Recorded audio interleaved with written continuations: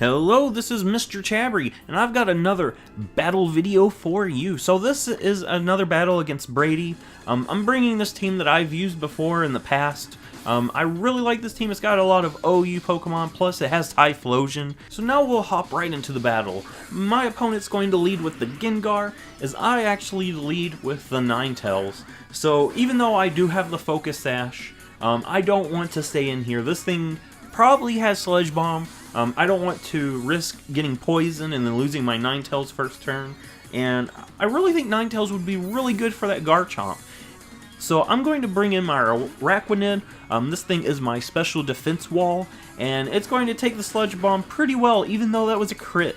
So unfortunately we do get crit, but we're not getting poisoned by that, and that's actually a really good thing. I do take some hell damage, but luckily this Gengar also takes some hell damage. So if it had a Focus Sash, it's not going to save it now. So I'm going to go for the Liquidation, as this time my opponent goes for Shadow Ball and gets the special defense drop. So that is very unfortunate. I'm not really in the greatest position with my Araquanid here because it's got -1 special defense, but this Liquidation takes out the Gengar. Gengar is a pretty frail Pokemon. So now my opponent's going to bring out the Electros, and I don't want my Araquanid to go down yet. So I just go into Landorus. I'm expecting an electric type move from this thing, and I don't know if it's a physical Electros or a special Electros, but he actually goes for the Volt Switch. So that's pretty good for me. I blocked that Volt Switch, and my Araquanid gets to live to fight another turn. So I get the Intimidate too, so if this happens to be a physical Electros, that's okay with me. So I just go ahead, go for the Stealth Rocks, get some Stealth Rocks up, and my opponent just goes for the Crunch, maybe hoping for the defense drop or something. But Landorus can take that pretty decently. The hell damage is not really the best, but now he's going to hard switch out, seeing that the Crunch does not do very much. And he's actually going to go hard into Greninja, and this actually is not the best play, because I just go for the U-turn. I was expecting a switch, or even if he stayed in, I could bring in something else, but him going into Greninja was probably a risky play that did not turn the way he wanted. So he loses his Greninja, and Greninja is a big threat, and it is now gone. So I'm going to go into my Ninetales. I didn't realize the hell was going to end that turn, so unfortunately I won't be able to get the Aurora Veil up. But I do have my Ninetales out here now, and I'm just going to go for the Moonblast, get some damage on this Electros, see how much that does. And this Electros goes for Wild Charge, so I'm pretty certain that this Electros is a physical Electros. I wasn't so sure because there might have been a chance that he just put Crunch on it just to drop defense, but yeah, I'm just going to finish off this Electros now. I could have switched into Landorus if I wanted to, but I just wanted to go ahead and finish it off. So now he's going to bring in his Garchomp, and the unfortunate thing is I kind of let Ninetales take some damage. It would have been really nice if Ninetales still had that Sash, but it doesn't. So I'm going to bring in my Landorus. If this thing wants to go for a ground type move, that's okay with me. It can take a steel type move if this thing happens to have like Iron Head or something like that. And he actually goes for Earthquake, so that's okay, and we do get the Intimidate. That's something that's very important. So we're going to lower this thing's attack, and I'm going to go into Forretress here, as now he's going to go for Dragon Rush. And that's not going to do that much to Forretress, because this Forretress is really nice and bulky. This is my physical wall, and it can take whatever this Garchomp wants to go for. That is, unless it has something like Flamethrower, Fire Blast, and Fire Fang might do some damage too, but instead, he's going to pop his Z-move and go for the Tectonic Rage. So I'm pretty certain that this thing does not have a Fire-type move, because if it did, he would have went for it there. I know that was kind of a risky play of me to go for, bring in this thing on a potential Flamethrower / Fire Blast from a Garchomp.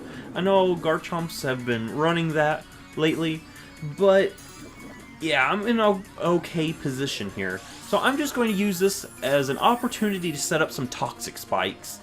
And that way I can start whittling away at my opponent's health. He's just going to go for Earthquake here, and I'm okay with that because that gives me some more opportunity to set up some more spikes. This Forretress has Toxic Spikes, Rapid Spin, and Volt Switch. And I'm not going to be able to go for Volt Switch on this Garchomp, So I'm just going to use this as an opportunity to let my Forretress set up as many hazards as I can. And this Garchomp is not doing anything to my Forretress. So now he's actually going to switch out into his Umbreon here. And I'm not too certain on what this Umbreon can do to my Forretress. And his Umbreon is actually going to get badly poisoned there. So I'm just going to set up some spikes. His Garchomp can't do anything to my Forretress. And I'm pretty certain that there's not much Umbreon can do to my Forretress. So I'm actually going to stay in. Continue setting up some hazards because there's not really a reason for me not to set up hazards. I'm just going to try to get as many hazards on this field as I can. So now my opponent goes for Toxic. I don't know if he didn't realize that Forretress is actually a Steel type, but yeah, Forretress is a Steel type. Toxic is not going to do anything to me, and it just gives me some more opportunity to set up some more spikes. So now I've got a second layer of spikes on the field. I've got 2 Toxic spikes. I've got Stealth Rocks, and I am in a good position here. I am in a really good position. So my opponent goes for the workup here, which raises the attack and special attack. I know Umbreon does not have the best attack or special attack stats, so I still don't think even with workups that Umbreon's going to be doing much to my Forretress. So yeah, Umbreon is not really an offensive Pokemon, it is a very much defensive Pokemon. And I'm kind of uncertain at what my opponent is trying to do with this Umbreon. It does have Toxic, and it does have Workup, so I'm not sure what this Umbreon set is. So he's just going to go for another Workup. I'm not too worried. Umbreon has really low attack, really low special attack. So now I can safely go for a Volt Switch here. I have gotten all of my hazards up. I've got 3 layers of spikes. I have Toxic spikes, and I've got Stealth Rocks. And I'm going to go into my Araquanid, and since this Umbreon is actually faster than my Forretress, this Araquanid comes in without taking any damage from this Umbreon. So that's a really good thing. So now my opponent's going to go for the Dark Pulse onto my Special Wall, Araquanid, and it's going to not do enough to take it out. So this Araquanid is still in the game, especially after that Aguav Berry. Plus, I'm going to get some health back with this Leech Life. Not that much, because this Umbreon is a pretty bulky Pokemon. Umbreon happens to be my favorite evolution, and it's not really an offensive Pokemon. It's a Pokemon that wants to be played defensively. So it takes that pretty well, but the Toxic will finish off the Umbreon. So now the Umbreon does go down, and my opponent's going to bring the Garchomp back out onto the field. I'm still kind of nervous about this Garchomp. Garchomp's a pretty scary Pokemon, but Garchomp is now Toxic Poison, plus it's taken a lot of damage just from switching in. So this Garchomp is going to go for Dragon Rush. Unfortunately, my opponent misses, but I don't think there's much this Garchomp really can do in the long run. I'm just going to get an Infestation on this thing, bring its health a little bit lower with all of this whittling down its health. And it is also trapped in here, so no more switching for Garchomp. Plus, even if it were to take out my Araquanid, I know it can't do much to Landorus, plus it can't do much to my Forretress as well, so this thing is going to end up going down in the long run.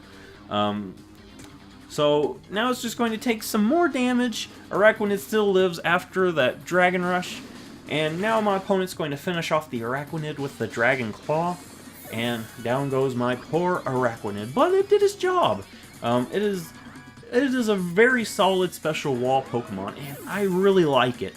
So now my opponent is down to his last Pokemon, his Leafeon, and I'm going to bring in my Typhlosion now. So this Typhlosion is actually my Choice Scarf Typhlosion, and there's no way Leafeon is outspeeding my Choice Scarf Typhlosion. This Typhlosion can easily go for Eruption on this Leafeon, and I know Leafeon has better defense than special defense, so yes, Leafeon is going down to this Eruption. It also took some damage coming in, and it's Toxic Poison, so there's not much that Leafeon could do in that situation. Typhlosion will pick up the victory with a nice Eruption. So if you like this battle, give it a thumbs up, subscribe, and I will see you in the next battle video.